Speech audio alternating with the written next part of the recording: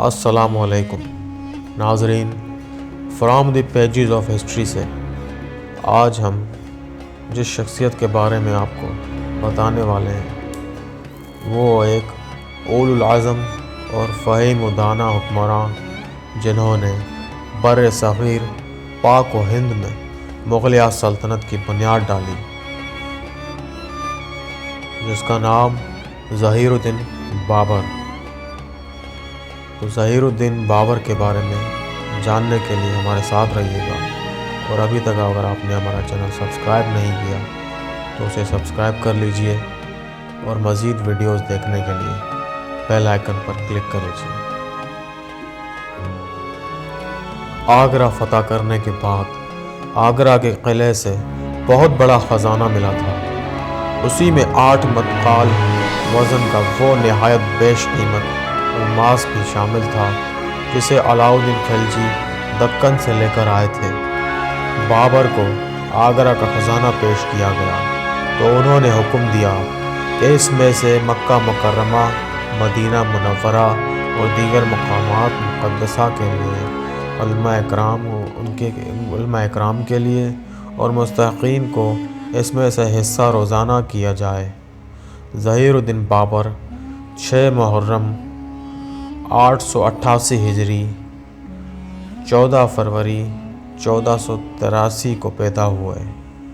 مفتی انتظام اللہ شہابی اکبر آبادی کے مطابق بابر کا اصلی نام ظہیر الدین بابر تھا، لیکن انہیں بابر یعنی شیر کہتے تھے۔ خانی خان نظام الملک نے اپنی کتاب میں لکھا ہے کہ بابر کا نام مرزا محمد بابر تھا۔ جب انہوں نے اپنے والد کی وفات کے بعد فرغانہ کی حکومت سنبھالی تو ظہیر الدین محمد بابر بادشاہ کے لقب سے تخت نشین ہوئے۔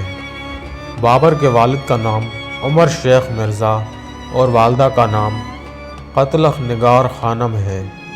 دائرہ معارف اسلامیہ کے مطابق والدہ کا نام قتلوک نگار خانم ہے، جبکہ خانی خان نے اسے مہر نگار خانم لکھا ہے۔ بابر کا سلسلہ نسب والد کی جانب سے تیموری چغتائی سلطنت کے بانی امیر تیمور سے 5ویں پشت میں جا ملتا ہے۔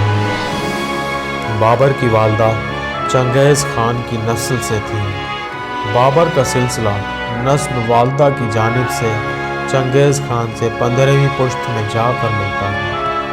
بابر کے والد عمر شیخ مرزا سے قبل چغتائیوں کے امیر تیمور کی نسل اور منگولوں چنگیز خان کی نسل کے درمیان طویل عرصے سے کشاکش چل آ رہی تھی، لیکن بابر کے دادا امیر تیمور کے پرپوتے ابو سعید مرزا نے اس کشاکش کا خاتمہ کر کے باہم روابط کے نئے دور کی بنیاد ڈالی۔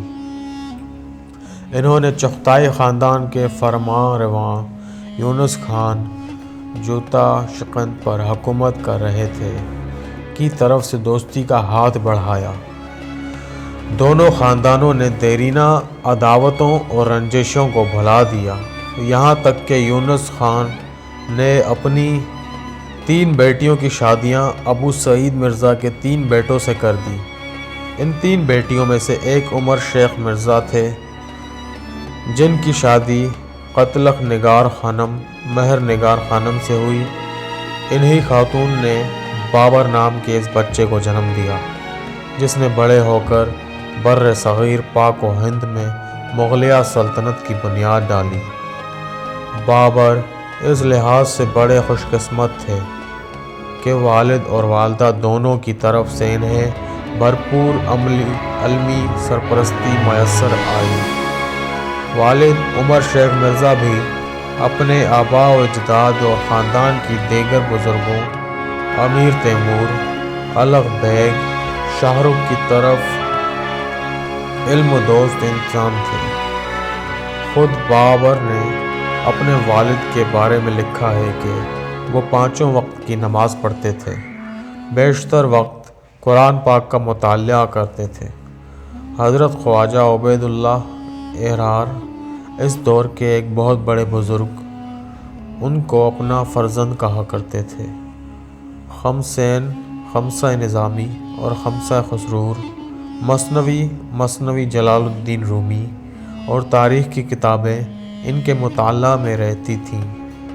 بابر کی والدہ قتلخ نگار خانم بھی ایک ذہین اور قابل خاتون تھیں۔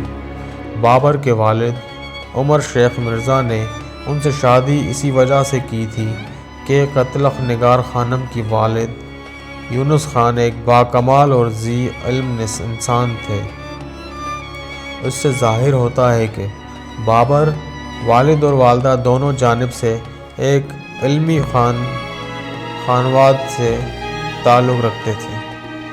یہی وجہ ہے کہ بابر کی تعلیم و تربیت پر ابتدا ہی سے خاص توجہ دی گئی۔ خود بابر بھی بے حد ذہین اور زیرک انسان تھے۔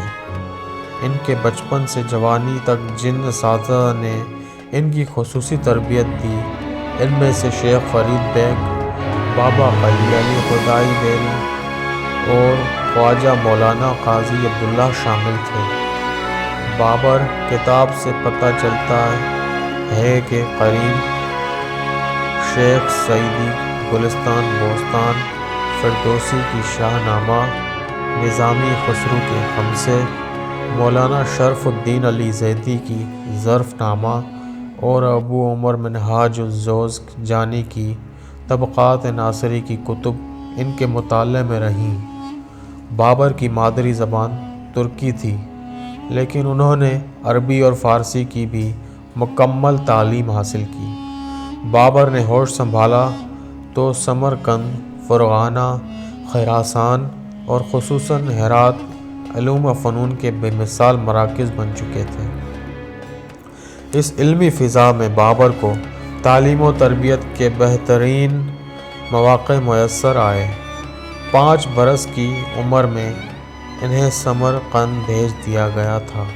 وہ 6 برس تک زیر تعلیم رہے۔ اس زمانے میں مولانا عبد الرحمن جامی بھی بقید حیات تھے۔ گو کہ جب بابر نے حکومت سنبھالی تو مولانا جامی وفات پا چکے تھے۔ یقین ہے کہ بابر نے مولانا جامی کے علم سے بھرپور استفادہ کیا ہوگا، کیونکہ اپنی تذکر میں بابر نے مولانا جامی کا ذکر بڑی عقیدت سے کیا ہے۔ بابر شیخ الاسلام صفی الدین احمد سے بھی بہت متاثر تھے، جو شافعی مسلک سے تعلق رکھتے تھے۔ بابر کے الفاظ میں وہ بڑے پرہیزگار عالم تھے۔ 70 برس تک انہوں نے جماعت کی نماز ایک بار بھی ترک نہیں کی۔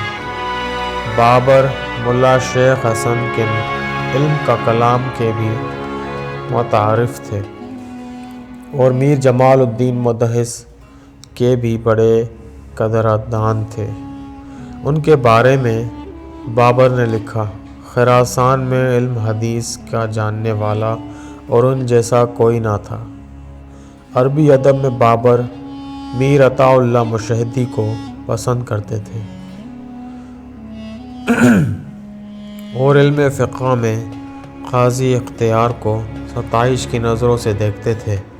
اس تذکرے سے ظاہر ہوتا ہے کہ بابر ایک وسیع المطالعہ اور ذی علم انسان تھے اور علم کے تمام اہم شعبوں سے انہیں گہری دلچسپی تھی۔ بابر کو شہر و سکون سے بھی دل لگاؤ تھا۔ انہوں نے اپنے دور کے بہت بڑے شاعر اور ماہر علم و فن علی شیر نوائی کی خدمات اور علمی کارناموں پر جو تبصرہ کیا، اس سے معلوم ہوتا ہے کہ اپنے ہم عصروں کی جانب سے کیے گئے علمی کام پر ان کی کتنی گہری نظر تھی۔ بابر نے دیگر کئی شعراء کے فن پر بھی تبصرے کیے ہیں، جس سے بابر کے مطالعے کی وسعت اور تجزیہ کی غیر معمولی صلاحیت کا پتہ چلتا ہے۔ بر صغیر پاک و ہند میں مغلیہ سلطنت کے بانی، عظیم حکمران ظہیر الدین بابر، جو نہ صرف ایک اچھے سپہ سالار تھے بلکہ ایک ذی علم شخصیت، اچھے شاعر، خطاط اور علم و فن کے بڑے قدردان بھی تھے۔ بابر کے والد فرغانہ اندیجان پر حکمراں تھے۔ وہ ایک حادثے کا شکار ہو کر وفات پا گئے۔ ان کی وفات کے بعد بابر نے رمضان المبارک 899 ہجری میں امراء کی تائید سے فرغانہ کی حکومت سنبھالی۔ اس وقت ان کی عمر صرف 12 برس تھی۔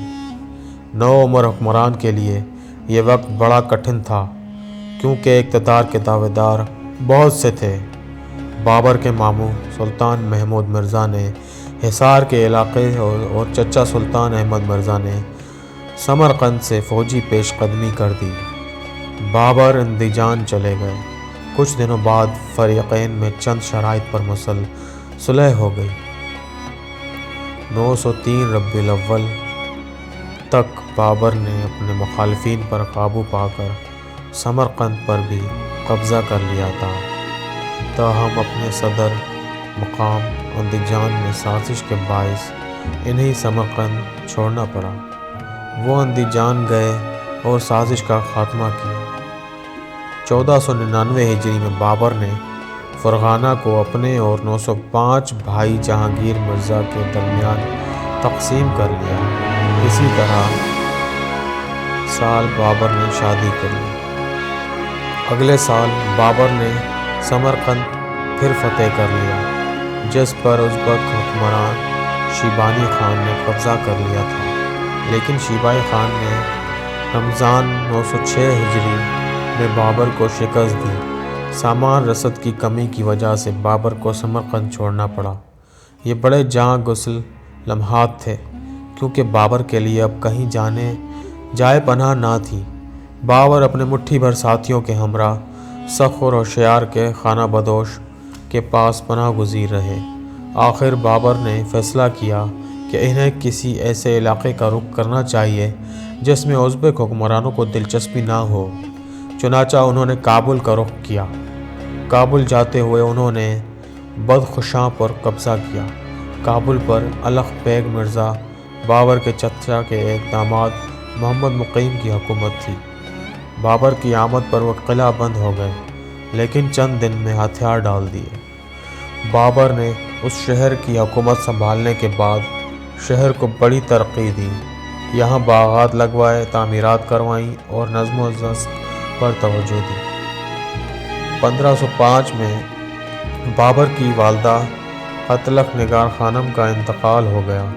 اسی زمانے میں بابر نے ازبکوں کے خلاف حسین بائقرا کی مدد کی۔ 1912 میں بابر نے قندھار کا قلعہ فتح کیا۔ پھر وہ خراسان کی مہم کے لیے تیاریاں کرنے لگے۔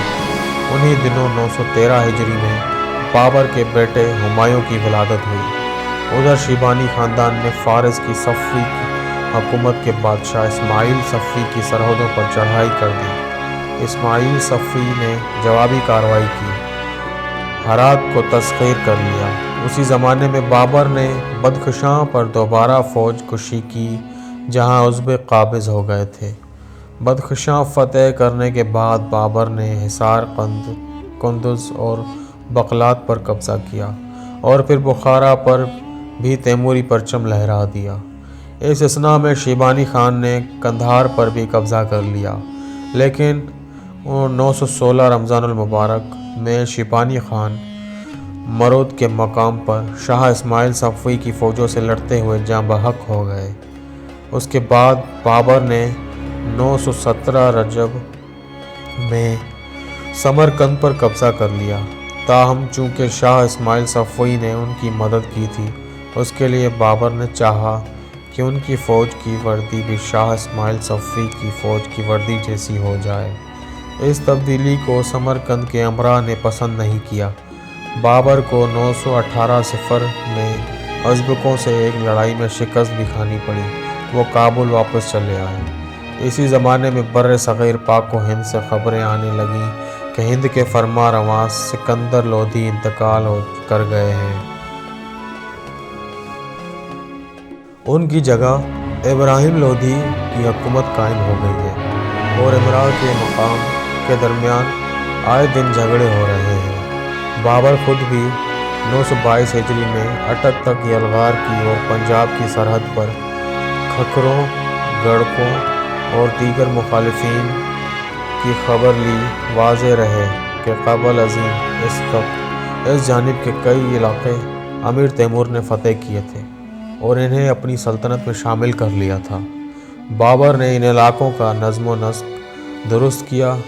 دوسری بار بابر نے لاہور، ملتان اور سرہند تک پیش قدمی کی، ایک قلعہ اور کئی عمارتیں بنوائیں، لیکن کابل سے تشویش انگیز اطلاعات موصول ہونے پر وہ واپس چلے گئے۔ تیسری بار بابر 626 ہجری میں سرہند تک بڑھتے چلے گئے، لیکن قندھار کے بگڑے ہوئے معاملات کی وجہ سے انہیں واپس جانا پڑا۔